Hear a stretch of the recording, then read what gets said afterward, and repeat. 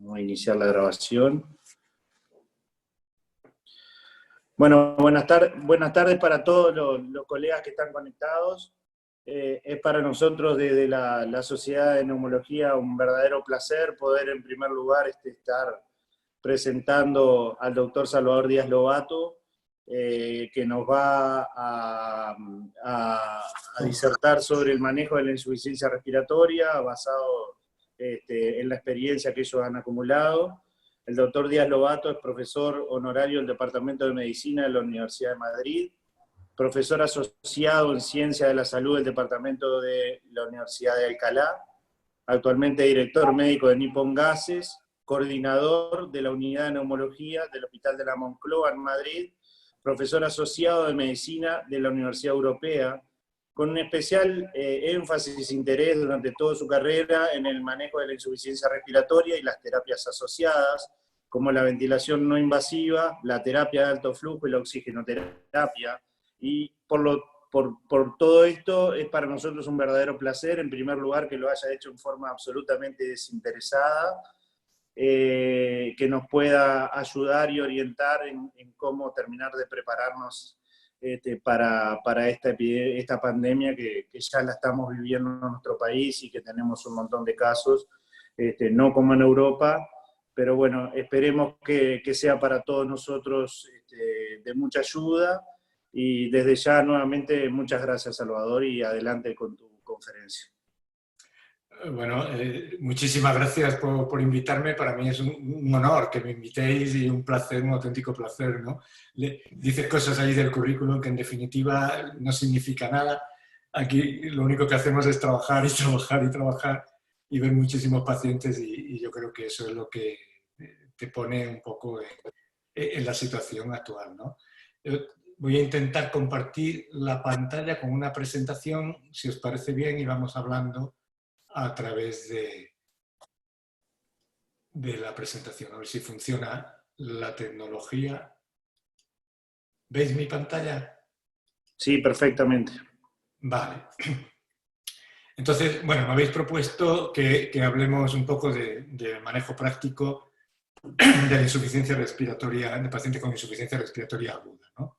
Y esto viene en un contexto y en un entorno que me vais a permitir que 5 minutos dedique a poneros en la realidad en la que estamos ahora mismo en España, en Italia, en muchos países europeos. Probablemente España, parecía que Italia era la que estaba como más a la cabeza, pero estamos a punto de adelantarles el número de casos y el número de todo. No hace nada, cuando yo estaba viendo el telediario un domingo por la noche en mi casa y vi que ya en Italia se había producido la segunda muerte, y esto fijaros que fue el 22 de febrero, hace escasamente poco más de un mes. Nosotros el primer caso lo tuvimos el 27 de febrero, que empezamos a tener gente que había estado en Italia en la zona de contagio y por lo tanto, pues bueno, la situación fue de una despreocupación completa por parte de todo el mundo y parecía que todo estaba muy controlado. En el momento que se detectaba un paciente, se aislaba esa zona, su domicilio, el hotel, como ocurrió en este primer caso en Tenerife, y parecía que todo en esa fase de contención iba a estar controlado, ¿no?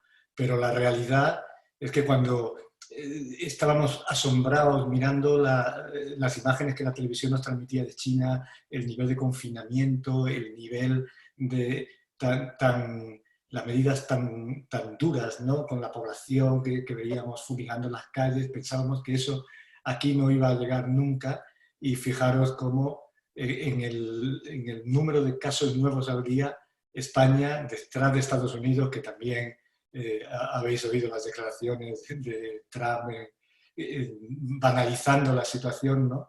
Y teniendo en cuenta el volumen de población que tiene Estados Unidos, que no es el de España, fijaros cómo España, pues claramente estamos en una situación que ahora dicen que empezamos ya a ver cómo baja la curva, pero que ha supuesto un horror en este último mes. A lo largo del día de hoy he sacado esta imagen. Vosotros teníais 338 casos cuando saqué la imagen y un fallecido. Me decías, no, Juan Pablo, que tenéis 2 ahora.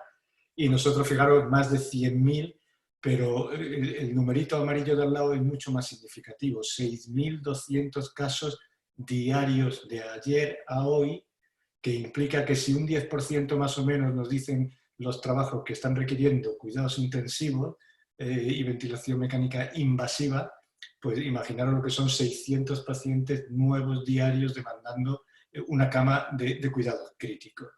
En Madrid había 650 camas, en un primer momento se consiguieron triplicar y tenemos casi 2.000 camas de críticos y no hay sitio para meter tantos pacientes, porque claro, una vez que entra un paciente, mínimo 15 o 20 días permanece en la unidad, ¿no?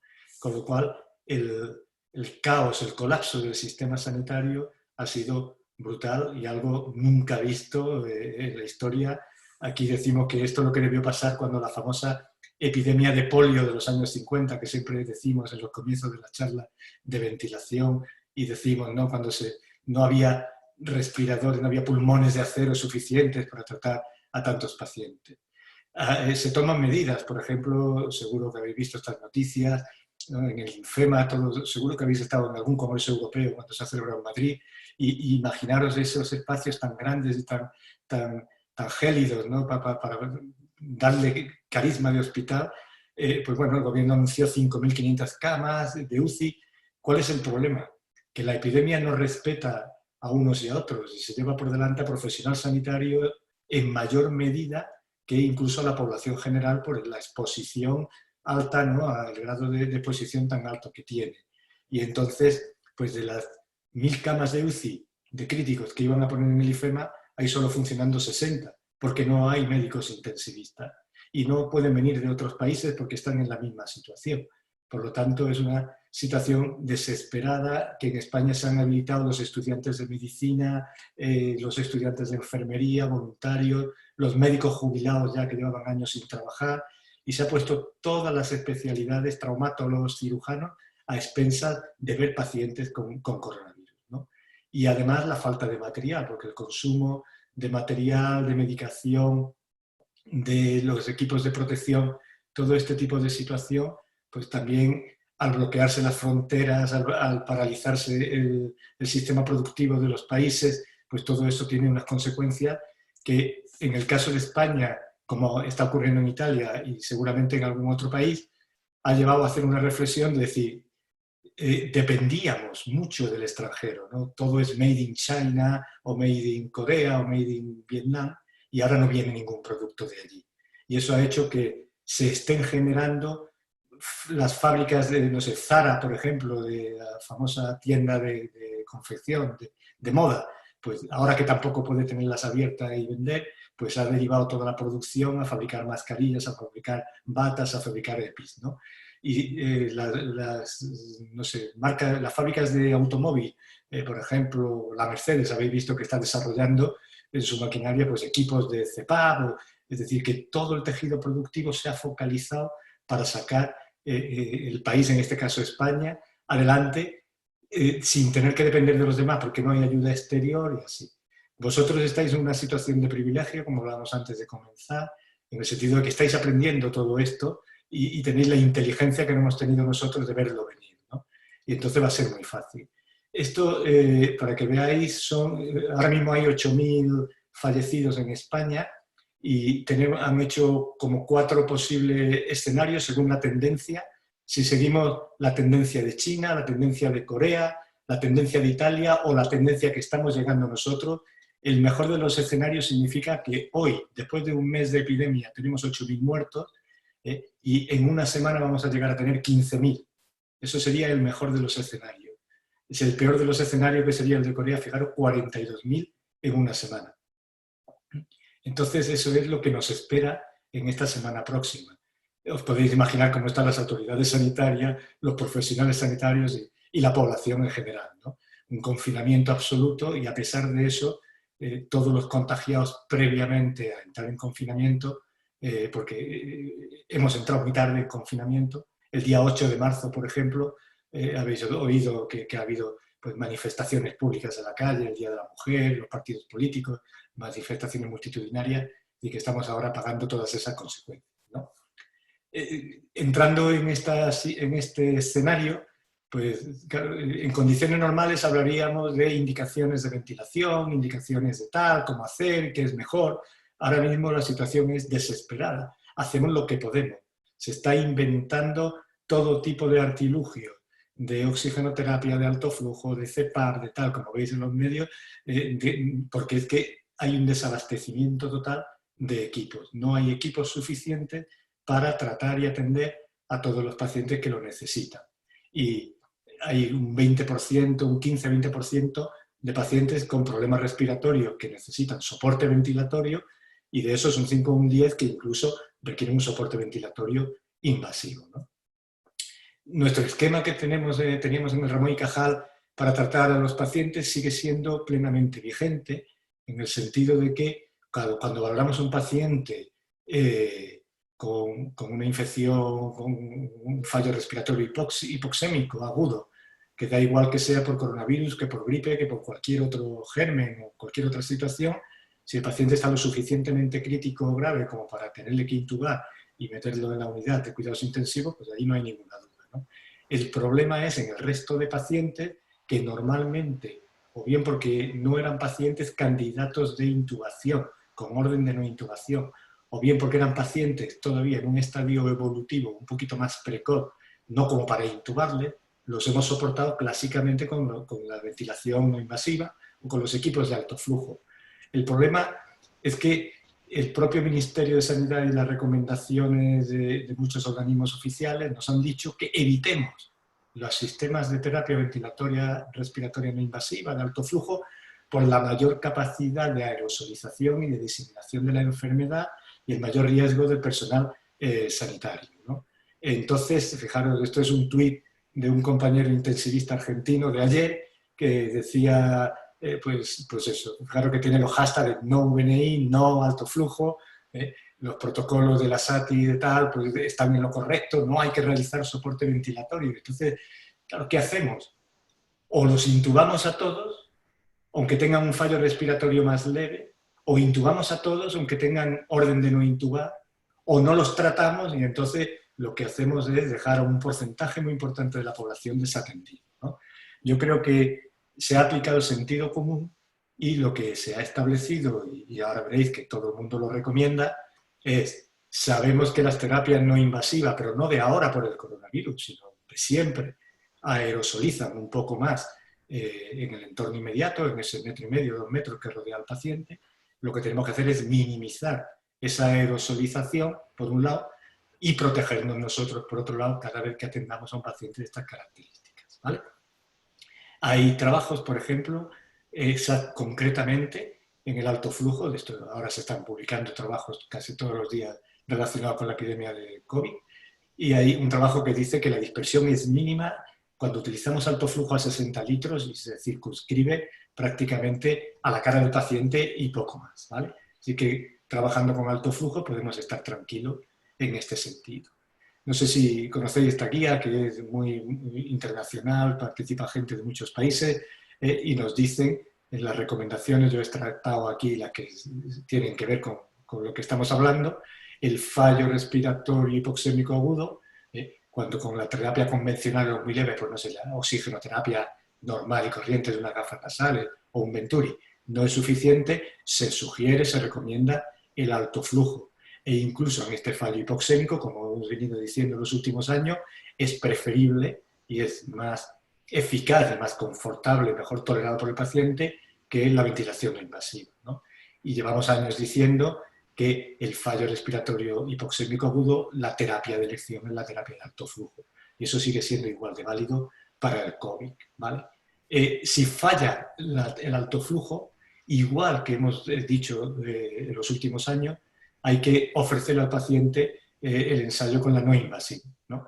Y luego ya, a partir de la no invasiva, si también falla, es cuando podemos plantearnos la intubación del paciente, si el paciente es de escalar medidas agresivas terapéuticas o en cualquier momento que el paciente se nos deteriore con un nivel de gravedad lo suficiente como para interrumpir el alto flujo de la ventilación y tenerlo que intubar, ¿no? Es una máxima siempre no retrasar la intubación en un paciente en el que está claramente indicado, en el que no está respondiendo a la terapia, y eso ya lo aprendimos hace muchos años con la no invasiva, y con trabajo que demostraba que la mortalidad de esas intubaciones tardías era mayor que cuando intubamos, cuando el paciente realmente lo necesita. En este trabajo canadiense, como veis ahí, pues igual, sigue el esquema que cada uno lo escribe de una manera, pone los rombos o pone cuadrados o lo que sea, pero los iconos, pero en definitiva, si el paciente tiene criterios de indicación, o sea, de intubación, pues hay que intubarlo, y si no tiene criterios de intubación y requiere algo más que un oxígeno convencional, la terapia de elección, como veis ahí en el circulito rojo, es la terapia de alto flujo, ¿vale?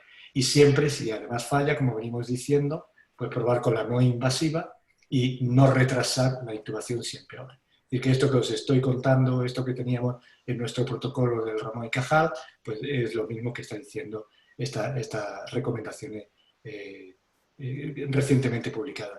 Todo este material está a vuestra disposición, como no puede ser de otra manera, ¿vale?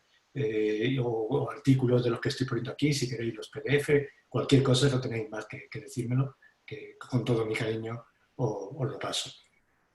El documento técnico del Ministerio de Sanidad, y el grupo de expertos que componen ese ministerio, ese grupo de trabajo, pues van elaborando y trabajando, publicando unas recomendaciones también, y fijaros cómo nos dicen, nos ponen en la advertencia de que los sistemas de terapia no invasiva pues van a generar más aerosolización y más riesgo, y por lo tanto pues hay que asegurar bien el sellado de la mascarilla, las protecciones, las interfaces, como luego veremos, dedicaremos un poquito de la charla a hablar de ese tema. Pero está reconocido que en muchos pacientes vamos a tener que usar esto. No sé si habéis accedido a este documento que han traducido al español ahora hace poquito. Es un libro que recoge toda la experiencia de 2 hospitales de Wuhan, y a mí lo que me encanta en el título es la última frase, porque esto no está basado en ensayos clínicos. Muchas veces me dice, pero esto no tiene evidencia científica, ¿no? Pero viene una epidemia que no sabemos nada hasta dentro de 6 meses que se empiecen a publicar los New England. Ahora mismo tenemos que trabajar con la experiencia, con nuestra sabiduría, y tenemos que tomar decisiones en el día a día sin esperar a que alguien publique un artículo con una N y una P que nos diga, ay, pues es mejor hacer esto o hacer lo otro. Es una medicina de supervivencia en estos momentos, cada vez menos de supervivencia, ¿no? Entonces, este documento elaborado a partir de la experiencia clínica, fijaros lo que nos decía también. Se recomienda oxigenoterapia mediante cánula nasal, y nos ponían ahí, si el PAFI era menor de 300, si la saturación era menor de 93, si la frecuencia más de 25, es decir, signos de trabajo respiratorio y de intercambio gaseoso disminuido, la recomendación de usar alto flujo. Y fijaros en aquellos pacientes tras el tratamiento con cánula nasal que no van bien, recomendamos encarecidamente, dicen los chinos, que han tenido su primera experiencia, han sido los primeros en lidiar con este tema, encarecidamente la utilización de no invasiva. Es decir, que a cualquiera, hay profesionales, comentamos también antes, hacíamos algún comentario al respecto, que se han posicionado, sobre todo en el mundo de cuidados intensivos, en no hacer terapia respiratoria no invasiva, pero como veis, desde diferentes perspectivas, desde el trabajo realizado en China inicialmente, como estas recomendaciones canadienses, como las propias autoridades sanitarias españolas, italianas, europeas, están recomendando el tema, ¿vale? Hay ya algún trabajo, empiezan a salir trabajos de lo que se ha hecho en China, y este trabajo que nos dice que el alto flujo reduce el número de intubaciones en los pacientes, ¿no? Y hacen lo mismo, escalan, como veis aquí, pacientes con alto flujo, unos van bien, pero los que no van bien los rescatan con no invasiva, y realmente pues, el número de pacientes que finalmente tienen que intubar es muy bajo. Y en el cuadradito que veis aquí a la izquierda en este gráfico, es precisamente los pacientes que tienen un PAFI más bajo, menor de 200, son los que se relacionan con un fracaso, un mayor índice de fracaso cuando aplicamos terapia de alto flujo. Y que el paciente con PAFI entre 200 y 300, pues según este trabajo, ahí vamos a tener el éxito garantizado al 100%. Cuando nosotros nos planteamos cómo tratar a los pacientes, o cómo enfrentarnos a la epidemia, pues tenemos que, y esto ya lo estáis haciendo vosotros, y yo insisto en el tema, la capacidad de anticipación aquí es clave, ¿no? Esto que dice quien da primero da 2 veces, pues es lo mismo. No esperar a tener 5.000 pacientes al día para empezar a tomar decisiones. Ya tenéis 2 fallecidos, tenéis 300 casos. Entonces es tiempo de pensar que el virus ya está entre vosotros, que la medida de confinamiento hará su trabajo, que alguien se saltará, que el personal sanitario se contagiará, es decir, que el riesgo de propagación del virus es enorme, ya lo ha demostrado en Italia, en España, y entonces pues es necesario ya anticipar los escenarios posibles, ir trabajando en la identificación de cómo van a ser los circuitos. Por ejemplo, aquí en Madrid, desde el primer momento se puso encima de la mesa que era importante tener un hospital libre de coronavirus, porque sigue habiendo enfermedades normales, sigue habiendo apendicitis, sigue habiendo infartos de miocardio o ictus. Y si todos los hospitales los colapsamos con el COVID, pues te encuentras que te puedes morir con un apendicitis porque no te pueden operar, porque no hay espacio, porque no hay camas, porque no hay quirófanos, porque no hay reanimaciones, no hay UBI que te pueda atender un posoperatorio que sea complicado. Y el mantener aquí en Madrid completamente, hay un hospital libre para problemas no relacionados con coronavirus y hay una maternidad libre para todas las embarazadas, todos los partos de la Comunidad de Madrid que antes iban a la maternidad del 12 de octubre, a La Paz, al Gregorio Marañón, todas se han concentrado también en un hospital, ¿no? Para que hagáis una idea. Pues esto es anticiparse, empezar ya vosotros a decidir, en las grandes ciudades fundamentalmente, decir, pues si llegáramos a esta situación, ya hemos hablado, ya hemos negociado, ya hemos discutido con los gerentes, con los directores, con los jefes, con los egos de todo el mundo, que luego nadie quiere o todo el mundo quiere, ya hemos pactado cómo vamos a hacer para que tú en media hora puedas activar el circuito y que empiece a funcionar y que los servicios de emergencia extrahospitalarios, el SUMA, el SAMU, como llamamos aquí, el 112, ¿no? Que ya sepan qué tienen que hacer y todo este tipo de cosas. Todo esto conlleva también una labor anticipada de formación e información que no va a venir mal si luego no es necesario, porque la gente que esté formada en cómo ponerse los equipos de protección, que esté formada en los circuitos, en cómo entrar tal. Ayer tuve la suerte de participar igual en un webinar y estaba Ben Oppenheimer en un hospital en Nueva York, Stefano Nava estaba en Italia, teníamos a Roberto Rabinovich en Irlanda, y entramos con la cámara en la unidad de críticos del hospital de Nueva York, del Vivir, y ellos lo que han hecho es dejar al paciente solo en la zona de críticos, el paciente solo dentro de la habitación. Toda la monitorización, las bombas de perfusión, todo lo que normalmente maneja enfermería, lo han sacado fuera de la habitación, de tal manera que la enfermera no tiene que entrar 20 veces al día porque la bomba pita, porque cambia la medicación, porque no sé qué, sino que todos los monitores y todo eso han sido capaces de sacarlos al pasillo. Y la enfermera entra una vez al día o 2 veces al día, pero se ahorran un montón. Y eso ha disminuido una barbaridad el riesgo de contagio del personal sanitario, ¿no? Que ahora mismo, en el momento, el más alto está siendo en España, creo que vamos por encima del 30% de los profesionales sanitarios contagiados de coronavirus. Por lo tanto, tenemos que generar protocolos útiles e implicar a todos los servicios. Esto no es una cosa de los intensivistas, que al principio parece que son los amos de la infección, los que salen en la tele, los que entrevistan a los periodistas. Doctor, cuéntenos de qué va esto, cómo es, cómo se trata.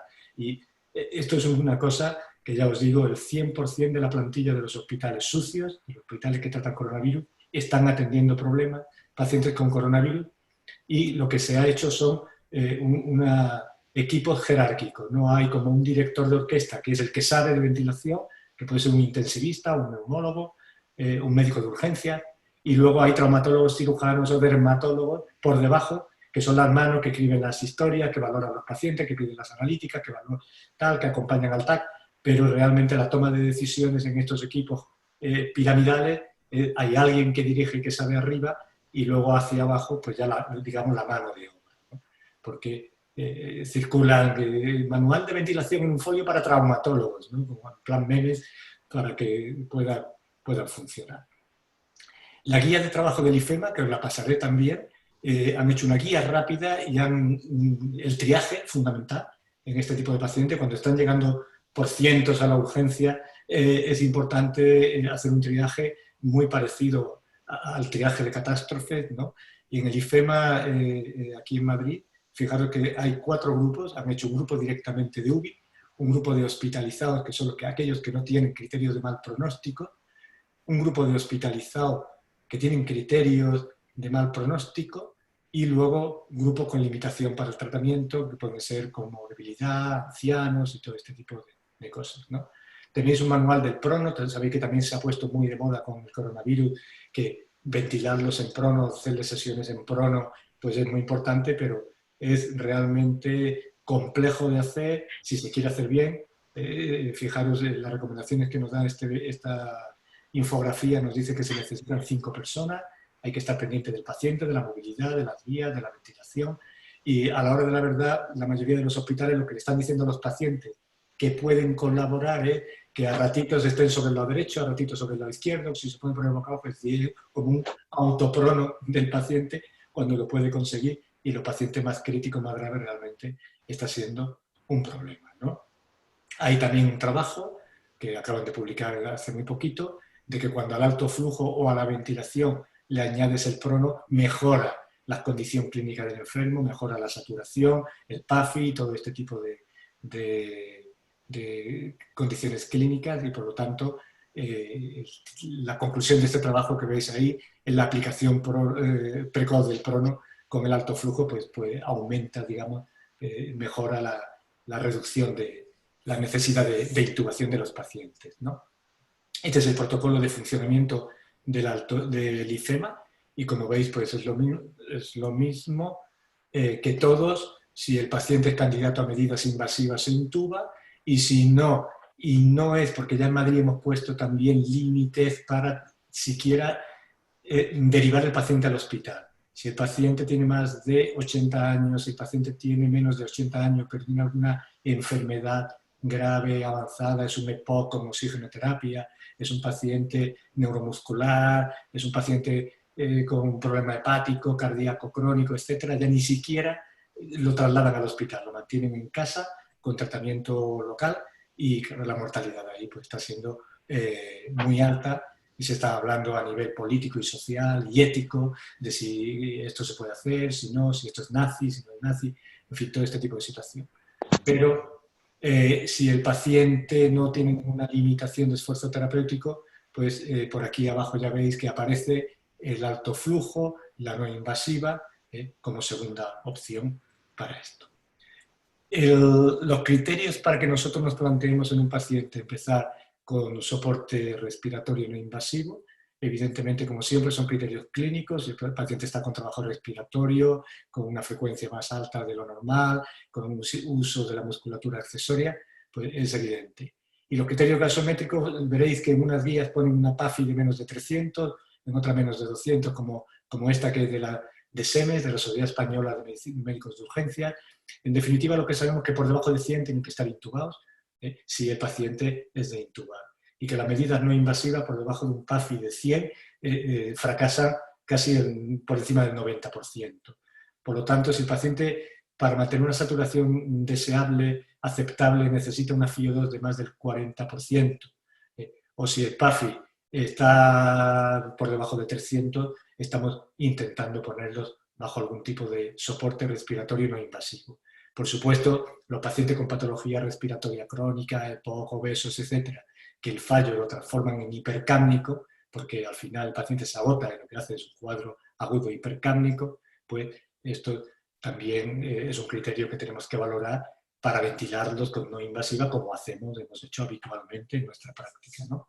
Cualquier otro paciente que no esté tan grave, como ponemos en la frase ahí abajo, pues le ponemos oxigenoterapia convencional, sea un Venturi, sea unas gafas nasales, dependiendo de la situación clínica del paciente. Habréis visto también que la SEPA, con un grupo de expertos y multidisciplinario con otras sociedades científicas, pues ha hecho unas recomendaciones que si las veis ahora en el escenario que estamos hablando, pues se han quedado completamente desfasadas en cuanto a habrá que programar, habrá que planificar, todo esto ha quedado ya obsoleto, ¿no?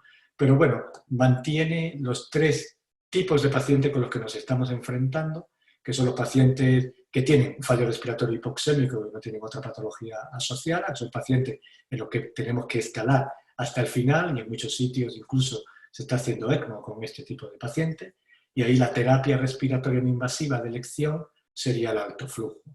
Luego tenemos los mismos pacientes, pero que tienen un techo terapéutico. Entonces, como decíamos, por edad, como decíamos, por comorbilidad, o sencillamente porque no hay camas en UBI, porque no hay respiradores, porque no hay posibilidad de atenderlos en un entorno. Pensar que en los hospitales están ventilando pacientes en los cuartos de baño, en las salas de consulta, es decir, se han habilitado todos los huecos, todos los espacios, la cafetería, el garaje, el gimnasio de rehabilitación para meter pacientes, ¿no? Y esto puede ser no un techo terapéutico, sino un techo físico para poder atenderlo en estas condiciones. Y luego, como os decía, pues los pacientes, digamos, con riesgo de hipercapnia, que desarrollan hipercapnia y cuyo prototipo sería el paciente con EPOC. Como venimos diciendo y repetimos, la alto flujo es la primera elección. Hablamos de no invasiva, pero fundamentalmente nos referimos a CPAP como alternativa al alto flujo cuando no la podemos utilizar, y siempre tanto alto flujo, CPAP no invasiva, valorando el prono, porque hemos visto antes, y sobre todo con ese trabajo que acaban de publicar, que mejora al paciente y reduce la necesidad de intubación. Y como última instancia quedaría la ventilación de doble nivel de presión estándar, ¿no? La terapia de alto flujo en el COVID no tiene ninguna consideración especial que no tenga cualquier otro tipo de paciente con fallo respiratorio hipoxémico. Intentamos aplicar el alto flujo con flujos altos, por encima de 50 litros. Siempre recomendamos empezar por 60, y si el paciente no lo tolera, pues entonces podemos bajar un poco, regulando la temperatura a 31 grados para que el paciente lo tolere mejor. Sabéis que hay un montón de trabajos y tenemos integrado en nuestro ADN que con 37 grados la mayoría de los pacientes se nos van a quejar de exceso de temperatura, de calor, y hay que cubrir para minimizar el riesgo de diseminación de partículas de microbios, cubrir la cara del paciente con una mascarilla quirúrgica puesta, como ahora veréis, por encima de las cánulas nasales, el prono, como estamos hablando, y cuando utilizamos FiO2 altas, pues tenemos que utilizar caudalímetros altos. Esto es un problema también porque, como podéis entender, los caudalímetros es una especie en extinción. No hay caudalímetros de alto flujo suficiente. Fischer & Paykel no da abasto. Me llamó el otro día el delegado de Europa de Fischer & Paykel para ver que tenían los equipos Airvo 2, pero no tenían caudalímetros de alto flujo. ¿Qué podían hacer? Que si podían seguirlos cediendo a las unidades y a los hospitales, pero sin caudalímetros, ¿no? Normalmente los caudalímetros, aunque sean de 15 litros en la mayoría de los hospitales, pueden estar bloqueados o no a 15 litros. En todo caso, se pueden reconvertir desbloqueándolos, el servicio técnico te lo desbloquea y te permite que lleguen hasta 80 litros con mínimo. Por lo tanto, podríamos tener todas las habitaciones del hospital con tomas de oxígeno como con caudalímetros de 15 litros que dándole a la bola, a la rueda más vuelta, lo va a subir hasta 80. El problema, como digo, es que tenemos la mitad de los pacientes fuera de áreas convencionales de hospitalización, en gimnasios, en cafeterías, en garajes, y ahí pues el tema es complejo porque claro, tenemos que llevar equipos de oxígeno, botellas de oxígeno, porque una botella de oxígeno a 60 litros pues dura pocas horas, con lo cual imaginaros la situación, el desabastecimiento de botellas, es decir, nos quedamos realmente con pacientes a los que no podemos tratar de la manera que queremos, ¿no? Este sería el ejemplo de, es obvio poner una mascarilla quirúrgica por encima de las cánulas y con esto tenemos una seguridad casi completa de que no va a haber aerosolización al profesional que está valorando al paciente. Cuando utilizamos la CPAP, sabéis también por las características de la neumonía que está generando el COVID, es un pulmón con una compliance mantenida, no disminuye la compliance de estos pacientes, por lo tanto, con pocas presiones de soporte, el pulmón infla bien y ventila bien, y tenemos riesgo de volutrauma y de barotraumatismo en este sentido, ¿no? Por eso la recomendación es siempre utilizar unas presiones expiratorias CPAP, EPAP, pues más bien altas, para reclutar alveolos y forzar ahí, ¿no?, el intercambio gaseoso con la FiO2 que necesitemos para mantener la saturación, pero utilizar presiones de soporte. Si a la CPAP queremos añadirle presión de soporte, transformarla en doble nivel de presión, presiones de soporte bajas, de 5 o 6, ¿no? Esto es lo que se está recomendando en la literatura para ventilar a estos pacientes. O sea que podríamos tener, pues como veis ahí, pues 19, 14, por ejemplo, en una regulación de un doble nivel de presión, ¿vale? El problema de la ventilación, cuando utilizamos CPAP o doble nivel de presión, pues claro, tenemos puertos de fuga en la propia mascarilla, sobre todo los pacientes de domiciliaria, o muchas mascarillas que utilizamos en agudos en el hospital, tenemos la propia mascarilla, el puerto de fuga. Podemos tener el puerto de fuga incorporado en el codo, como veis aquí, o lo podemos tener en la tubuladura, como la tubuladura de Philips Respironics, por ejemplo, que lleva el V60, ¿vale? Entonces, claro, si todas las mascarillas que tienen el puerto de fuga incorporado han quedado automáticamente apartadas del uso en este tipo de pacientes, salvo que no tengamos ninguna otra mascarilla que utilizar, y entonces tenemos que hacer eso que siempre hemos dicho a los pacientes: no tape usted el puerto de fuga con esparadrapo o con cualquier otro artilugio, ¿vale? Pero en principio vamos a trabajar con mascarillas de codo azul, que no tengan puertos de fuga, o esta mascarilla como la Performance, cuando tienen válvula expiratoria, válvula de seguridad, y que también puede, por ahí sabéis que hay una dispersión del aire que proviene del paciente, sellar esa válvula de seguridad, ¿vale? Cuando el puerto, vamos a recomendar, si utilizamos máscaras interfaces de codo azul, vamos a recomendar este tipo de puertos exhalatorios externos, como el Whisper Flow, ¿no? Que todos conocéis. Y en aquellos pacientes que tienen válvula activa, pues también sabemos que tenemos que evitar que el aire salga por esa válvula sin haber sido filtrado con anterioridad. De tal manera que nosotros lo que tenemos que hacer es protegernos con los EPIs adecuados, y o usar bien circuitos de doble rama para evitar puertos de fuga y tener que trabajar con esos puertos de fuga, o modificar y evitar que por esa fuga salga aire contaminado del paciente, ¿no? ¿Cómo hacemos eso? Como digo, utilizando mascarillas de codo azul, interfase de codo azul, utilizando un filtro antibacteriano de alta eficiencia y de baja resistencia, ¿vale?, para colocarlo inmediatamente en la mascarilla, en el codo azul, y luego ya a partir de ahí gestionaremos la expiración. Si usamos un puerto exhalatorio, interno-externo, una válvula activa, y si usamos un circuito de doble rama, que ya hemos dicho que no tendremos problemas, ¿no? Como os digo, necesitamos filtros antibacterianos, antivíricos de baja resistencia, ¿vale? Sabéis que la no invasiva nunca recomendamos utilizar los HME, los filtros humidificadores, y cada 24 o 48 horas los vamos cambiando por otro nuevo. Entonces, si el puerto exhalatorio, como veis aquí, ponemos un Whisper Flow, por ejemplo, en la tubuladura, pues el aire que exhala el paciente atraviesa el filtro y ya sale al exterior por el puerto que hayamos puesto, ¿no? Y otra posibilidad es colocar el puerto expiratorio, ¿no?, el filtro en el puerto exhalatorio lateral cuando lo tenemos de esta manera. Así que la composición, como veis, al paciente le ponemos la mascarilla, codo azul, el filtro, un Whisper Flow, por ejemplo, un puerto exhalatorio, si no lo tiene, la misma mascarilla, como veis ahí, y luego ya la tubuladura y otro filtro a la entrada del respirador. Este sería el montaje de un sistema de no invasiva con puerto de fuga. Aquí podéis ver como en la imagen del medio tenemos el puerto en línea, ¿no?, con la tubuladura, el puerto de fuga estará detrás, o en estas imágenes laterales como el filtro se ha puesto lateral, ¿no?, en la salida del puerto de fuga. Aquí podéis ver mascarillas con válvula antiasfixia.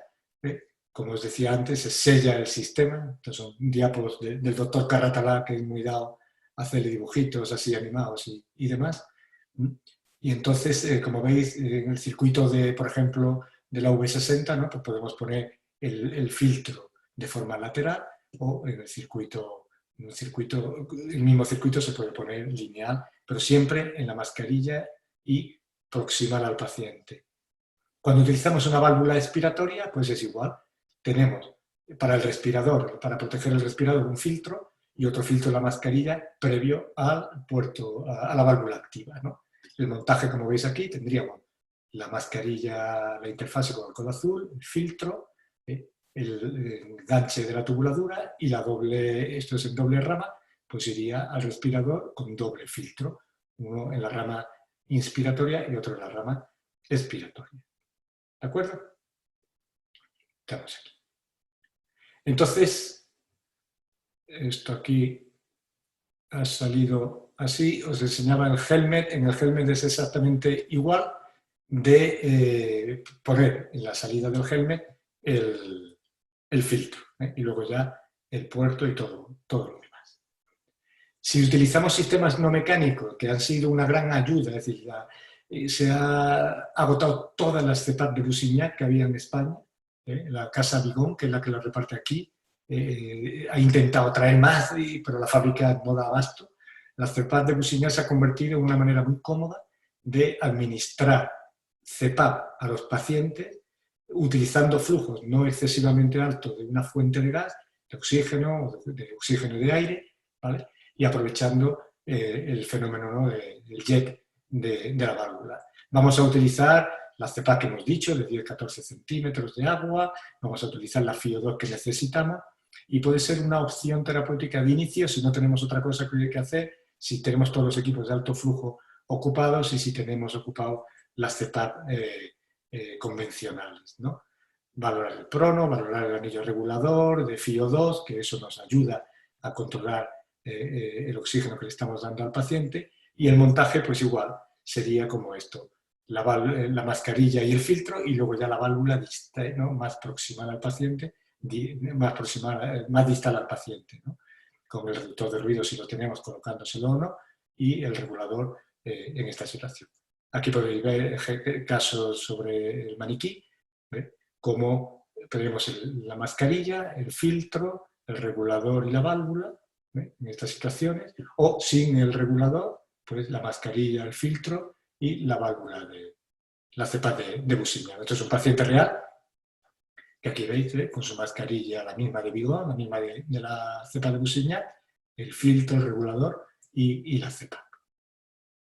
Si tenemos que aerosolizar a los pacientes, pues claro, sabemos que la aerosolización, la nebulización de fármacos, pues también es un factor considerado de alto riesgo, un elemento de alto riesgo, pero que muchos pacientes tenemos que dar medicación, tenemos que darle broncodilatadores, no le podemos retirar el soporte ventilatorio porque están más malitos.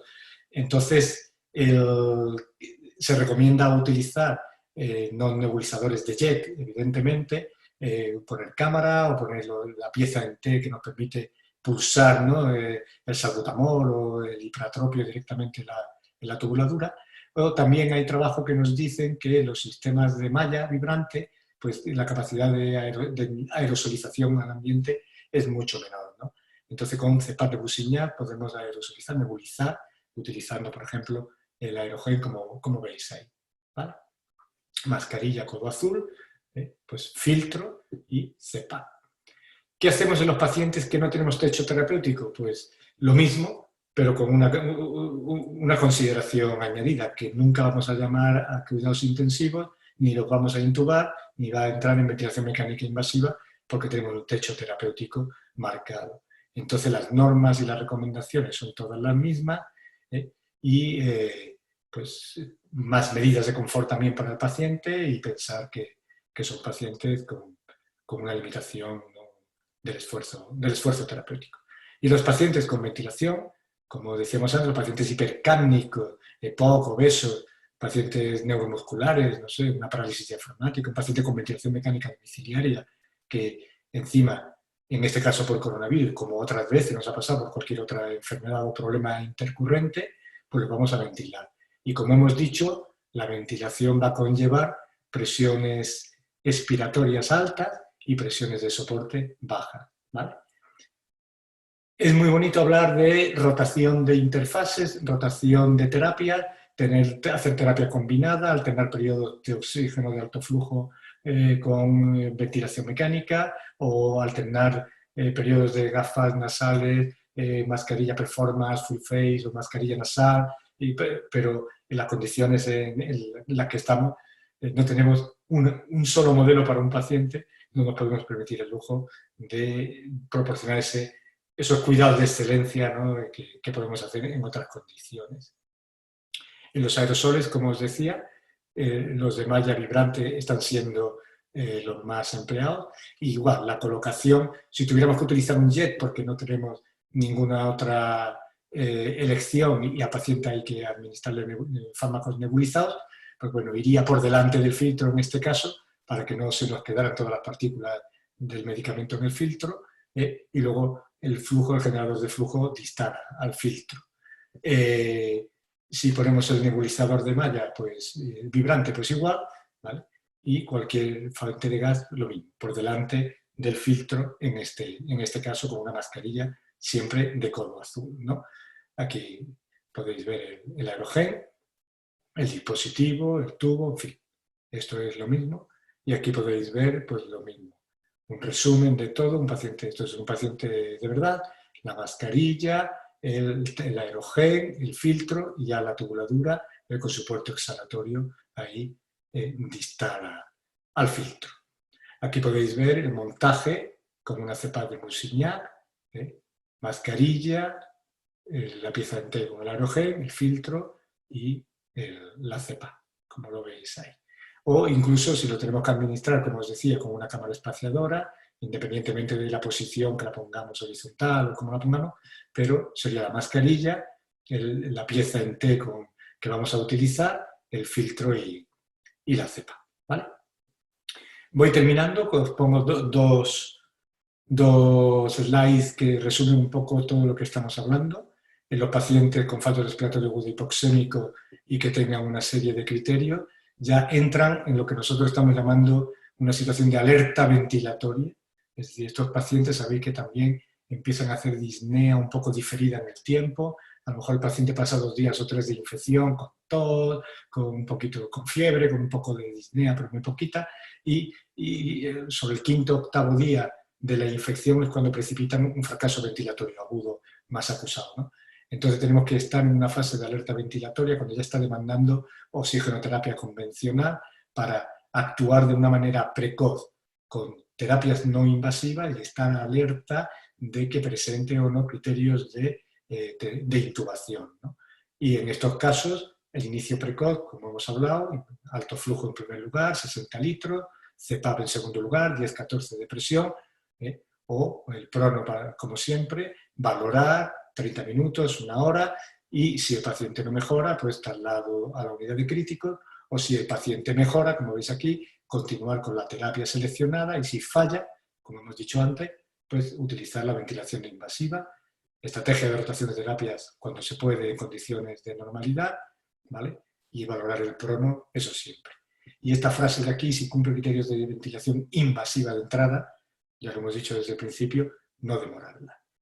En los pacientes hipercápnicos, pues todo exactamente igual, alerta ventilatoria, si tiene criterios de ventilación invasiva, intubarlo, y si no, pues empezamos en este caso con doble nivel de presión, como hemos dicho, manteniendo volúmenes tidal bajos, con presiones de soporte recortadas de 5-6 centímetros de agua de presión y presiones expiratorias de 10-14. ¿Vale? Aquí lo veis escrito. Que no mejora a críticos y si mejora, continuamos con la terapia así durante todo el tiempo. Y esto ya lo conocéis también, yo creo. Es un algoritmo que hicimos intentando poner todo esto con la rotación de terapias cuando se puede, con la rotación de interfaces cuando se puede, y directamente es siempre exactamente igual. Inicio precoz de terapia de alto flujo o inicio precoz de ventilación, dependiendo de que el paciente sea hipercápnico o no, protocolo de alerta ventilatoria, y si el paciente es de UCI, se traslada a la UCI, y si no es subsidiario de UCI por techo terapéutico o porque las condiciones críticas, o sea, las condiciones del paciente todavía no son tan críticas, o porque no tenemos posibilidad de meterlo en ninguna UBI, tenemos que utilizar terapias no invasivas y optimizar nuestras terapias, sabiendo que el prono optimiza terapia, que el alto flujo optimiza terapia, que la nebulización ayuda a mejorar al paciente y todo este tipo de consideraciones. Bueno, yo creo que esto era lo que, como guión, para que ahora podamos entrar en debate de lo que queráis. Muy bueno, felicitaciones desde ya, de una ayuda enorme para nosotros. Y bueno, vamos a habilitar las preguntas. Para eso me avisan o por el chat o lo hacen directamente. Voy a habilitar los micrófonos aquí en este momento. Todos los micrófonos abiertos. Les pedimos que lo hagan de a uno y bueno, vamos conversando.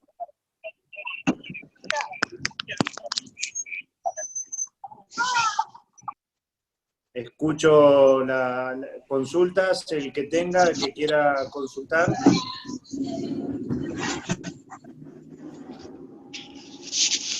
Doctora Núñez.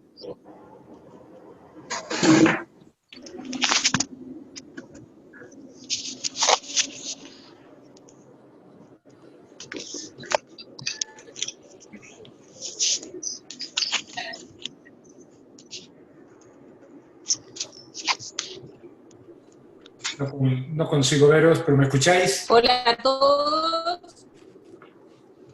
Sí. No sé si me están escuchando. Sí, adelante. Sí, escuchamos bien. Yo no sé si a mí me están escuchando.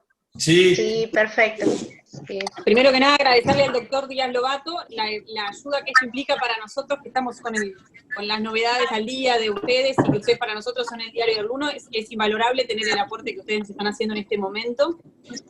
Yo tengo algunas preguntas de anécdotas que hemos escuchado que se va haciendo, porque esto como se va haciendo, la medicina basada en la evidencia acá no nos está ayudando mucho, ¿no? Y es medicina basada en la experiencia del día a día.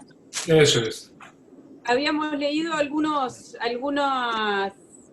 reportes de que también se estaba practicando hacer prono con la oxigenoterapia. Sí. Quería saber si con eso habían tenido alguna experiencia y si esta había sido favorable. Sí, el prono está ayudando a oxigenar mejor los pulmones, a ventilar mejor, ¿no? Entonces, en los pacientes más leves, los que estén solo con oxigenoterapia convencional, el prono les va a ayudar. También son más leves porque tienen menos ocupación alveolar y menos patología pulmonar. Pero el prono en todos los estadios y en todas las terapias que se estén utilizando, tanto desde la oxigenoterapia convencional, ventilación no invasiva o el paciente en unidad de críticos, el prono va a mejorar el grado de oxigenación del paciente. Con la neuropatía.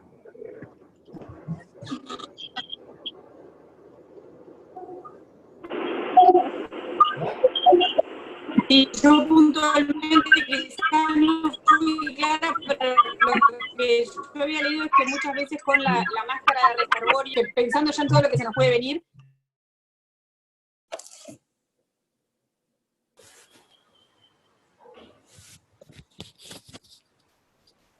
Estaba silenciada, perdón. Lo que yo le decía es que nosotros estamos un poco tratando de anticiparnos a cuáles van a ser las cosas con las que vamos a poder contar. Las terapias no invasivas y las unidades de cuidados respiratorios en Uruguay no están muy difundidas, no tenemos unidad de cuidados respiratorios. Cada uno en su hospital con lo que puede va haciendo lo que puede. Sí. Entonces, había leído que en algunos casos como un paso intermedio estaban usando en pacientes con máscaras de reservorio el prono, aunque no estuviera ya el paciente en una fase tan crítica. Claro, es lo que estamos hablando, ¿no? Cuando tienes escasez de material o no dispones de él o tienes que utilizar lo que sea. Y entonces el concepto es que mover al paciente, ponerlo en prono, ponerlo en supino y alternar las posiciones va a mejorar la oxigenación del paciente. Sean con unas gafas nasales, con un reservorio o ya con equipos de alto flujo si lo tienen, ¿no? Pero el reservorio está siendo, y verás que en alguna de las imágenes que he puesto yo por ahí, aparecía como oxigenoterapia con reservorio como una alternativa en el supuesto de que no tú tengas otra opción para el paciente, ¿vale? Entonces, si te vas a mantener o a intentar oxigenar con una mascarilla reservorio, pues trabajando con el prono vas a optimizar el nivel de oxigenación del paciente. Bien. Salvador, tengo una consulta de otro de los colegas que a ver si podías explicar nuevamente la adaptación de la ventilación no invasiva para uso en estos casos, en el circuito tanto en el de doble rama como en el de una rama sola, la colocación de los filtros. Me pedía de vuelta la reiteración de eso que era importante, el armado de nuevo del sistema. Que hay un esquema muy bueno.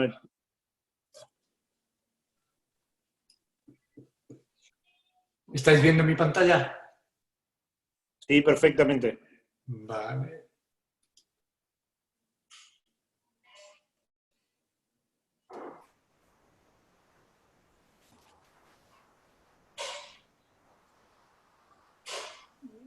Creo que te refieres a estos esquemas. Eso. Sí, justamente ese y el de doble rama, sí, la anterior. Vale. Cuando nosotros trabajamos con un circuito a fuga, ¿vale? Tenemos estas piezas que tener en cuenta.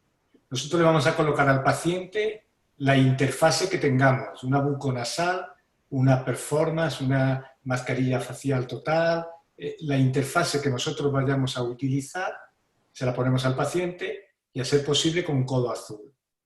Cuando es imposible disponer de una mascarilla con codo azul y tiene algún tipo de puerto exhalatorio incorporado, pues lo intentamos tapar y sellar. A la mascarilla se le coloca el filtro, ¿vale? El filtro lo vamos a colocar, como veis aquí debajo, la mascarilla, el filtro. Y luego ya, como no tenemos ningún puerto exhalatorio, ahora mismo tenemos una mascarilla confinada, cerrada, y un filtro, el puerto exhalatorio o bien se lo proporcionamos nosotros con una pieza comercial, como puede ser el Whisperflow o lo que era antiguamente la válvula Plató, no sé, la que tengamos, o si es un circuito que tiene ya el puerto lateral, ¿vale? Nosotros lo que vamos a hacer es poner el filtro antes de ese puerto exhalatorio, ¿vale? Vamos a colocar el filtro en la mascarilla y ya la tubuladura con puerto exhalatorio o bien la pieza externa, el puerto externo que nosotros vamos a poner, lo vamos a poner detrás. De tal manera que tenemos dos posibles combinaciones. Mascarilla, puerto en línea, el filtro en línea y ya la tubuladura con el puerto o con la pieza externa que hemos puesto, o bien mascarilla, la tubuladura y nosotros ponemos el filtro en el puerto, en el agujero que tiene la mascarilla en el lateral. Una T, digamos. En la T. Perfecto. ¿No entendéis? Sí, claramente. Creo Entonces, que... Respirador, filtro para proteger el respirador, tubuladura, puerto exhalatorio o bien externo, una pieza que nosotros ponemos, o bien sabéis que algunas tubuladuras tienen el agujero o lo tienen en la misma tubuladura, y luego el filtro y ya la mascarilla, ¿vale? Siempre el filtro y la mascarilla para que no haya el aire, todo el aire que sale del paciente expirado, antes de ir a ningún lado, antes de salir por ningún agujero, pase por el filtro bacteriano, ¿vale? En el caso, bueno, esto lo estáis viendo aquí, la tubuladura con el orificio lateral, el puerto exhalatorio lateral, pues se le pone el filtro ahí. También se podría poner conectado a la mascarilla y aquí al codo azul y el filtro y luego el otro extremo del filtro a la tubuladura. Estaría libre este agujero lateral, pero el aire habría pasado antes por el filtro. ¿Me entendéis? Sí, claramente. ¿Ves? Que es como está aquí. Ve aquí, el puerto lo tenemos, el puerto expiratorio de esta tubuladura está incorporado en la tubuladura, lo tenemos aquí abajo y hemos puesto el filtro entre la mascarilla y la tubuladura. Pero lo podíamos haber puesto igual aquí en la tubuladura, como está puesto en esta otra imagen, ¿vale? Como lo veis aquí a la derecha. Otra situación es cuando la tubuladura es de válvula activa, es decir, tiene una pieza que es la válvula que se abre y se cierra, ¿no? Se abre durante la expiración y se cierra durante la inspiración. Entonces, haremos lo mismo. Tendremos la mascarilla, el codo azul, el filtro y luego ya conectaremos la tubuladura. Conectaremos la válvula y la tubuladura, ¿vale? De tal manera que todo el aire que sale del paciente primero va al filtro y luego ya del filtro pasa a la válvula activa. Y el aire que sale por la válvula activa ya ha sido filtrado, los virus ya que lo han retenido en el filtro. ¿De acuerdo? Sí, claramente. A ver, Daniel Murillo, si te habilité el micrófono ahí. Hola. Hola. Hola, adelante. Ah, sí, me escuchan. Pensé que tenía roto mi micrófono, perdón. Te escucho perfectamente, Daniel. ¿Qué tal? Un gusto, buenas tardes. Quería hacerle una pregunta. Quería saber si conoce usted, si sucedió en España, o le está sucediendo ahora, de tener pacientes con criterio de ventilación mecánica invasiva, de tener que intubar esos pacientes y de haberse quedado sin ventiladores para realizar la ventilación mecánica. ¿Qué ha sucedido? ¿Cómo se han manejado en ese escenario? O sea, con el paciente ya intubado y sin respirador. Sí. Normalmente es una situación, o sea, siempre que intubas sueles tener el respirador a mano y si no, no lo intubas, ¿no? Pero en el supuesto de que se diera esa situación, pues se ha intentado con respiradores no de UBI, no de críticos, respiradores de no invasiva, incluso con CPAP, mantener al paciente ventilado de alguna manera. Se ha utilizado el AMBU en muchos pacientes en condiciones mientras se ha gestionado la consecución del respirador, pero si te encuentras en esa situación que tienes a un paciente intubado y no tienes nada que conectarle a ese tubo que te garantice un mínimo de ventilación, pues probablemente lo que se haga sea extubar al paciente. Gracias. Juan Pablo. Dime. Sí, adelante. Victorina, acá, ¿me oís? ¿Me oye? Perfecto. Te oigo. ¿Qué tal, doctor? ¿Cómo estás? ¿Qué tal? Un placer. Un placer.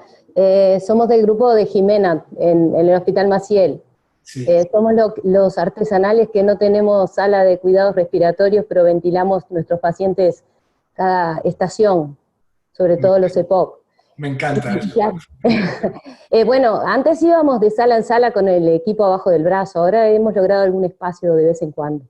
Pero bueno, nuestra preocupación mayor hoy es evidentemente, de hecho tenemos en este momento ya un empuje de EPOC ventilado, ventilado con BNI, que no es COVID, por supuesto, y bueno, y ahí fue todo un movimiento muy grande, porque entiendo yo, el circuito precioso como lo mostraste, nos costó mucho entenderlo antes, y el que lo mostrabas tú ahora, perdón, me voy a mostrar. Ahora no me ve. Ok, no sé. Sí, sí. Bueno, no, que te quería preguntar, fundamentalmente, claro, es evidente que los no COVID se van a tener que seguir ventilando no invasivo, y nosotros vamos a tener la influenza junto con el COVID dentro de poco, y nuestros pacientes descompensados. Y por otra parte, los COVID y esta forma de ventilación exigirían algunas medidas que no tenemos con los otros pacientes, por ejemplo, un aislamiento y una protección fundamental para el personal de salud que asista, porque dispersión evidentemente de aerosoles debe ser muy importante, porque si yo leí bien los circuitos, uno trata que el puerto exhalatorio quede orientado más hacia el paciente, ¿verdad?, como medida de protección, pero los aerosoles igual, en cierta medida, a pesar de los filtros y demás, uno piensa que se dispersan en forma importante. Y entonces la pregunta es, y bueno, y ahí en nuestro gran cuello de botella en esto siempre es la enfermería. ¿Qué medidas toman ustedes con estos pacientes que ventilan? ¿Los aíslan o ya no pueden ni aislarlo, lo tienen que ventilar, como decías tú, en el baño? A esto estás bien. Claro, ¿Por qué no llegamos a eso? Al principio, cuando tienes pocos pacientes, pues mantienes a los pacientes aislados, uno por habitación. Cuando ya no caben, pues metes 2 por habitación intenta que estén, claro, los dos pacientes estén infectados y en una fase parecida de la enfermedad, no que uno esté agudo ingresando y otro pues a punto de darse de alta, ¿no? Esta capacidad de maniobra se te va acabando y ya al final terminas poniendo 3 pacientes en la habitación, quitando las mesitas de noche y luego pues, por los pasillos, ¿no? Y se da la situación de tener no un paciente ventilando, es un paciente intubado en ventilación mecánica en un pasillo, adyacente, por ejemplo, a la UBI, a la unidad de críticos, porque no tienes otro sitio donde ponerlo, ¿no?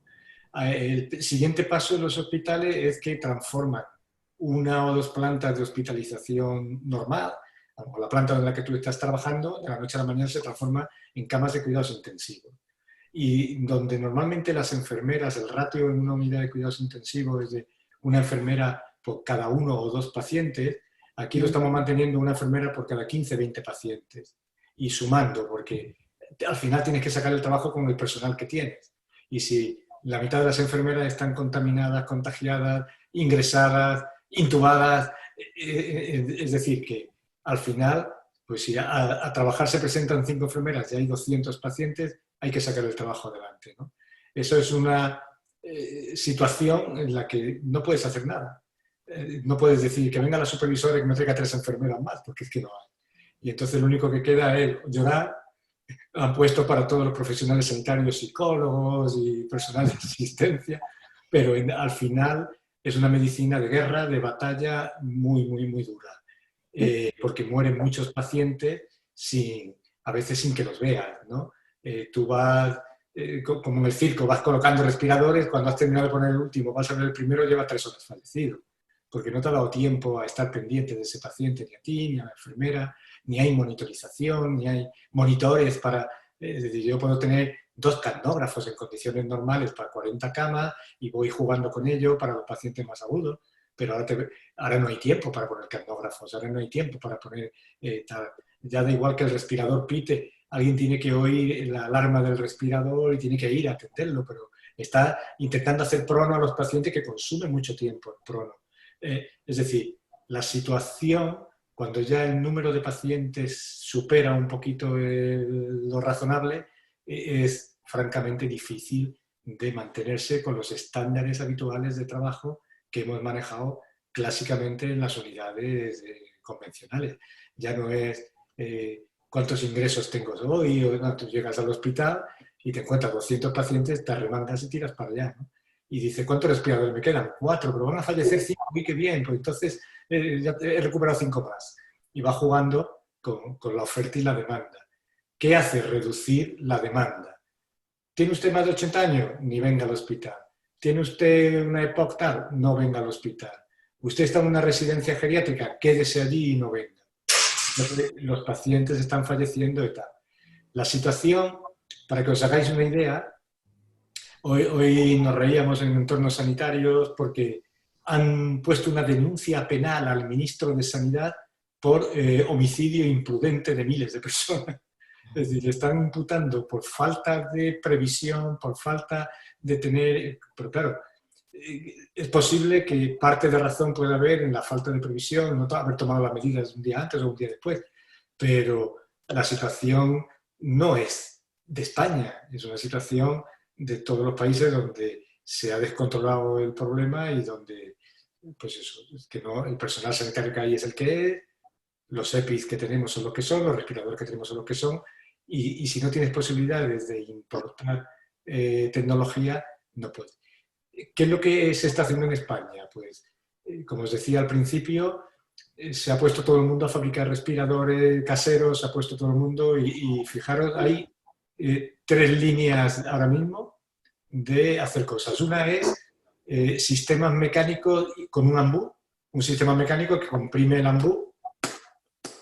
Eso lo ha hecho, por ejemplo, la casa de coches SEAT, ha utilizado el sistema que tiene de los limpiaparabrisas de los coches y con ese motor y con esa pieza que hace el movimiento, pam, pam, pam, pam, pam, comprime el ambú y ha transformado eso, un ambú y un limpiaparabrisas y 4 cosas más, como en un respirador volumétrico, ¿vale? Y muy fácil de producir porque ellos fabrican para los coches 1000 unidades diarias, pues pueden fabricar, si hay ambos, 1000 respiradores volumétricos diarios. ¿Entiendes? Es decir, que todo esto se está haciendo. Nosotros estamos metidos también en un grupo hoy hemos salido en prensa diseñando un respirador de turbina, que es el único modelo que se está desarrollando con turbina y no con ambos. Y bueno, hoy precisamente es un respirador de código abierto para que cualquiera pueda simularlo y construirlo en cualquier parte del mundo. Y bueno, yo creo que en 5 días tendremos las pruebas, hoy estaban en simulación, mañana creo que se hace la experimentación animal, se prueba con humanos en el Hospital La Fe de Valencia pues en un par de días o 3, y la semana que viene, si el Ministerio lo autoriza, pues está. Y que el remedio a la escasez de respirador está siendo el constrúyete tú tu propio respirador. Bien, sí. En nuestro país hay varias líneas de trabajo en estos momentos y justo hay una especie de debate porque como no estamos en la situación de ustedes, parecía un poco de adelantarse demasiado a los acontecimientos. Hoy estábamos con pocos pacientes ventilados, ayer eran 11 recién en todo el país en unidad de terapia intensiva, y hubo capacidad inicial de respuesta y armado, entonces ahí se arma un debate social sobre los respiradores, digamos, de prototipos de investigación y lo que se utiliza actualmente, ¿no? Que no quisiera nunca llegar a utilizar, digamos, sin las pruebas necesarias, un respirador de esas características, pero bueno, uno entendiendo el contexto cambia de opinión, ¿no? Yo te quería preguntar un poquito sobre la evolución inicial de estos pacientes, si el promedio uno ve que de ventilación es largo, cercano a las 10 a 14 días, pero si los pacientes, digamos, no tan graves tenían la misma evolución o si uno lo podía, digamos, intercalar a terapias menos agresivas y eventualmente dar el alta precozmente. ¿Cómo era la evolución de estos pacientes catalogados de amarillo, digamos? No los rojos que van a terapia intensiva, sino los pacientes amarillos. Sí, hay muchos pacientes que se están derivando a... Bueno, sabéis que se han habilitado hoteles. Sabéis que toda la oferta hotelera en el país se cerró al comienzo de la epidemia, se entró como una de las medidas del estado de confinamiento, y lo que se ha hecho es habilitar hoteles. Algunos son para el personal sanitario, es decir, si estás en primera línea de fuego y atendiendo pacientes y luego vas a tu casa con tus niños, con tu mujer, con tus padres que pueden ser mayores y vivir contigo, el riesgo de contagio es enorme. Entonces el profesional sanitario que está en primera línea está quedándose en esos hoteles que se han habilitado para ello, ¿no? Para que veáis el alcance de lo que hablamos de hospitales limpios, dónde va a dormir el personal sanitario, es decir, que hay muchas cosas que programar con anticipación. Y otros hoteles se están transformando en hoteles medicalizados, ¿no? Se han dotado de oxigenoterapia, algunos han hecho canalización de oxígeno, en otros están funcionando con botellas de alta capacidad y sistemas parecidos a estos, pero estos pacientes amarillos, una vez pasan unos días en el hospital y se comprueba que van evolucionando a mejor, son trasladados todavía, como digamos, bajo el concepto de hospitalización domiciliaria, a estos hoteles, a estas facilities, a estas unidades de internación en las que se puede mantener el paciente, puede seguir recibiendo oxigenoterapia, seguir recibiendo los cuidados médicos. En estos hoteles se ha puesto personal sanitario, se ha puesto enfermeras, y ahí se pueden mantener estos pacientes. Algunos van incluso a su propio domicilio, porque están en unas condiciones suficientemente, digamos, de poca gravedad y han mejorado lo suficiente así, ¿no? Siempre es bueno comprobar que el paciente no tiene ninguno de los marcadores que se han descrito como de mal pronóstico, ¿no? Si el paciente tiene un dímero de alto, si tiene la ferritina, si está con linfopenia, no sé, los marcadores que se están manejando, pues esos pacientes no les vamos a mandar a ninguna de estas instalaciones y los vamos a dejar.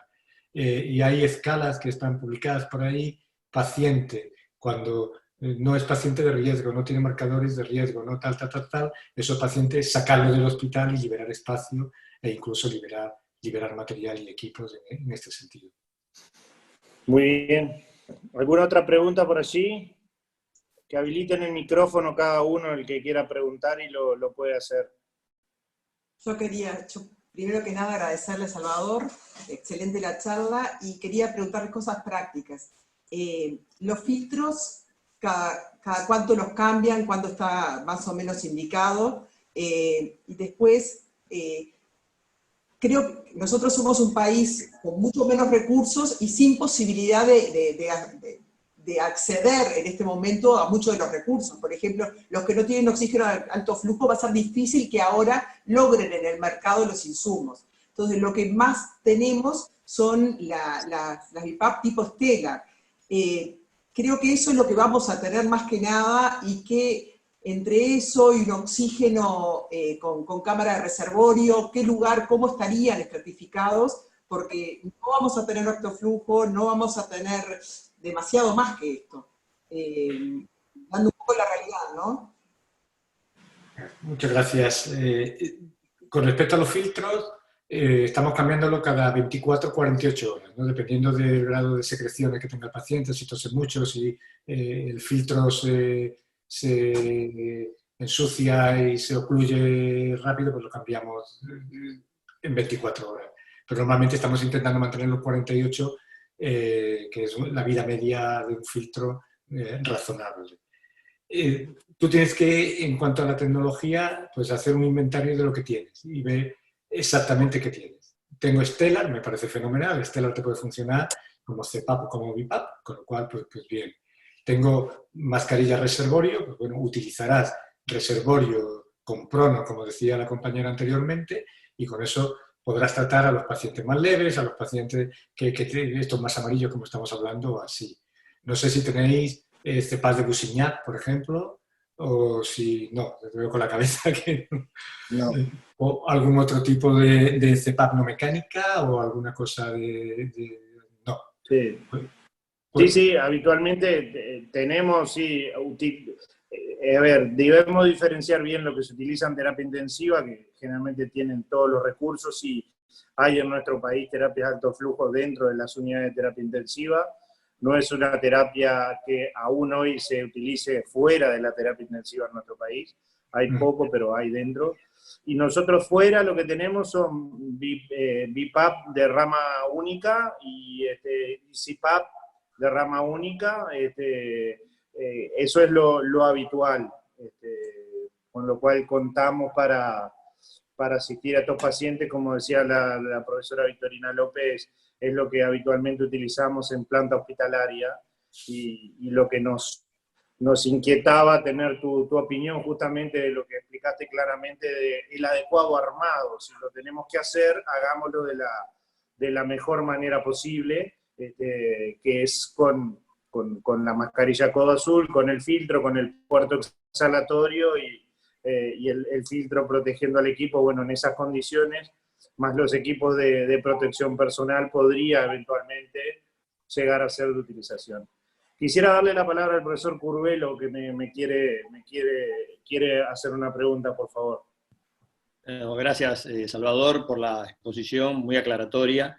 Preguntarte, si bien, como decía Juan Pablo, hay pocos equipos de oxígeno de alto flujo, hay varias terapias intensivas que la tienen y que a veces se usa o en el intermedio. Además de la prevención, como ahí no hay manera de filtrar virus, además de la mascarilla, ¿hay que tomar alguna otra prevención extra en la protección de esa maniobra de oxígeno de alto flujo, primero? Y segundo, ¿cuán efectivo es en realidad como tratamiento la experiencia de ustedes, o ha solo sido un puente para la intubación de los pacientes en general y un tratamiento muy transitorio? ¿Te refieres al alto flujo? Sí, al alto flujo. El alto flujo es tremendamente útil y eficaz en la mayoría de los pacientes que, digamos, que están en una situación moderada, ¿vale? ¿no? Los pacientes más críticos y más graves, ahí es donde el porcentaje de fracaso del alto flujo es muy alto. Entonces, como hemos dicho antes, cuando los PAFI son menos de 100 o cuando el paciente no mejora a pesar del alto flujo, sin ninguna duda hay que intubarlo. En el estudio publicado de todos los pacientes que fracasaron con alto flujo tenían un PAFI de menos de 200. Ahí tenía un 60% de los pacientes que fracasaron, el PAFI era menor de 200. Es decir, el alto flujo no vale para todos los pacientes, puede valer a la desesperada para pacientes más críticos y jugarte a ver si tienes la suerte de caer en ese 20 o 30% donde ahí puede ser eficaz, o en el 70-80% donde lo vas a tener que intubar, quieras o no quieras, ¿no? Pero el alto flujo no vale para todo. Por eso es muy importante la terapia de inicio precoz, antes de que el paciente se deteriore. Lo que sí vemos, y también hay alguna publicación al respecto, es que si al paciente le trata con una terapia, digamos, más seria, alto flujo o CEPA, desde momentos iniciales que están ya con fallo respiratorio leve, pero ya con fallo respiratorio, ese paciente abortas en un gran porcentaje de casos la progresión a que el paciente empeore y al final te encuentres que el paciente deja de ser leve para ser moderado o para ser grave y ya le tienes que intubar sí o sí. Entonces eso es un tema importante. En cuanto a la protección que tienes que utilizar, es la máxima protección. Cada vez que entras en una habitación del paciente, cada vez que estés trabajando con él, colocándole el alto flujo, la CEPAP, la BiPAP, cada vez que entres a valorarlo clínicamente, tienes que estar con la mascarilla, con la bata, con los guantes, las calzas, es decir, que tienes que entrar con la protección completa. Una pregunta, a ver si entendí bien, Salvador. Pensando en país de pocos recursos, no necesitamos una Stellar, podemos trabajar con la CPAP que trabajamos. Si yo te entendí bien, el gran problema de estos pacientes es la hipoxemia. El primer punto es oxigenar con alto flujo, y la CPAP iría en un tercer nivel de complejidad o de gravedad, y la CPAP puede ser una CPAP que no sea una Stellar, si tenemos de disposición habitual, que son las que tenemos más disponibles, una CPAP convencional. ¿Es correcto para bajos recursos? Porque estamos planificando eso. Estamos trabajando justamente en esa logística de los equipos que tenemos y cuáles tenemos prontos por si se nos diera la emergencia de tener que recurrir a ellos. Correcto. Hemos dicho tratamiento de elección, cuando se puede, es el alto flujo. Pero el tratamiento alternativo es la CPAP. Y la CPAP no tiene que ser la Stellar o el Vision en modo CPAP. ¿Entiendes? Es una CPAP. Nosotros hemos tirado aquí de nuestros proveedores de terapia, no sé, empresas como El Liquid, no sé si en Uruguay. Sí, nosotros tenemos como proveedores. El Liquid, Linde, no sé, hay empresas, ResMed, todas este tipo de empresas tienen stock de respiradores de domicilio, tienen las CPAP con las que tratamos las apneas del sueño. Nosotros hemos tirado de todo este material para tratar a los pacientes más leves, porque los equipos de alto flujo están muy limitados, ¿no?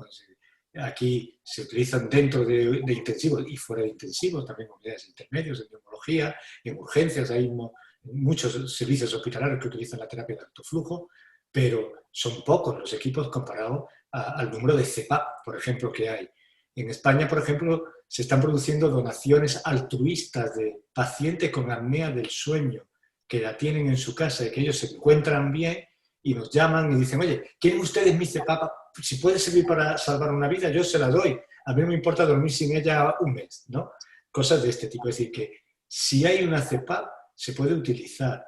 El problema de las CPAP de baja gama, las CPAP más pequeñitas, las CPAP donde la turbina es más frágil, que no tienen un sistema de ventilación de la turbina más eficaz, pues si la tienes a 14 centímetros de agua de presión funcionando 3 días seguidos, probablemente se va a calentar y probablemente pueda tener un problema, estropearse, dejar de funcionar, saltar el fusible, no sé, alguna cosa así, ¿no?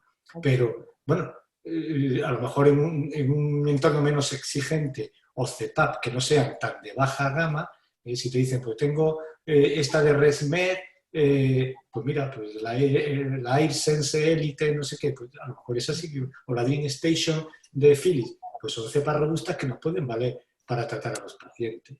Si tienes un paciente con un fallo respiratorio hipoxémico y lo único que tienes es el Stellar, al final le vas a poner Stellar en modo CPAP, porque hay que tratar con CPAP al paciente, no con ventilación. El Stellar te va a servir también de colchón por si viene el EPOC o el obeso hipercápnico, ¿vale? Pero también en nuestra experiencia, en la experiencia de Italia, que la hemos compartido en estos días, no hay pacientes hipercápnicos. No sabemos dónde están los EPOC ni los asmáticos, no lo sabemos. Incluso se está empezando a trabajar con la idea de que los pacientes que toman corticoides inhalados están prevenidos de la infección por coronavirus. Pero esto ya lo demostrará alguien dentro de 6 meses. Ahora mismo es solo una intuición. No tenemos otro tipo de pacientes. El hospital está lleno de pacientes por coronavirus.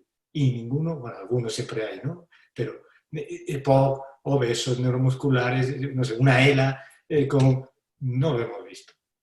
¿Sabés qué, Salvador? Curiosamente, hoy de mañana, hablando con Jimena del hospital, hicimos ese mismo comentario. Qué extraño, los EPOC no parecen ser los pacientes con los COVID y el EPOC. Porque Eso. uno tendería a pensar, son los cardíacos. O sea, los EPOC ustedes no hablan, ustedes que tienen muchos casos, nosotros no tenemos, pero ustedes no hablan de los EPOC. Y claro, la hipercamia se ve en esos pacientes. Claro. Y el uso del binivel también en esos pacientes.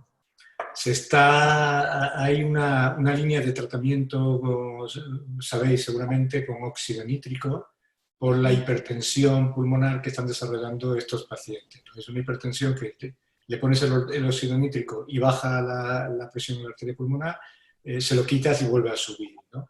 Y ayer nos mandaba Estefano Nava, o lo puedo hacer llegar, es un WhatsApp. Han hecho ellos una serie de autopsias en pacientes fallecidos por COVID y el grado de hipertrofia en la arteria pulmonar es brutal, ¿no? Por eso es posible que los pacientes cardíacos o los pacientes con tal estén teniendo otro tipo de complicaciones diferentes y un factor de riesgo adicional al que están teniendo otro tipo de pacientes.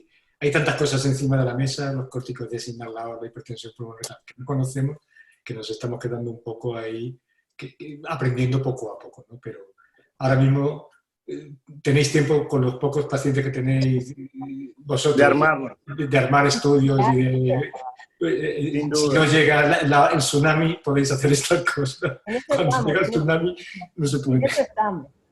Bueno, Así. Bueno, no queremos abusar más de tu tiempo, de la hora que es en Madrid. Aprovechamos una vez más para agradecerte esta colaboración con esta pequeña sociedad de acá de Latinoamérica. Y como te lo comenté por correo, te mando un fuerte abrazo iberoamericano, como me lo dijo Julio Ancochea cuando tuve la posibilidad de estar en La Princesa. Así que esperemos que sea la primera de muchas y que el año que viene podamos tenerte aquí en Uruguay en nuestro congreso, si Dios quiere.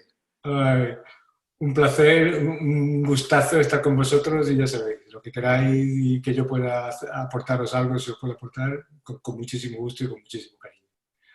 Bueno, pues... Muy amable, muchísimas gracias. A vosotros, muchas gracias. Gracias. Gracias.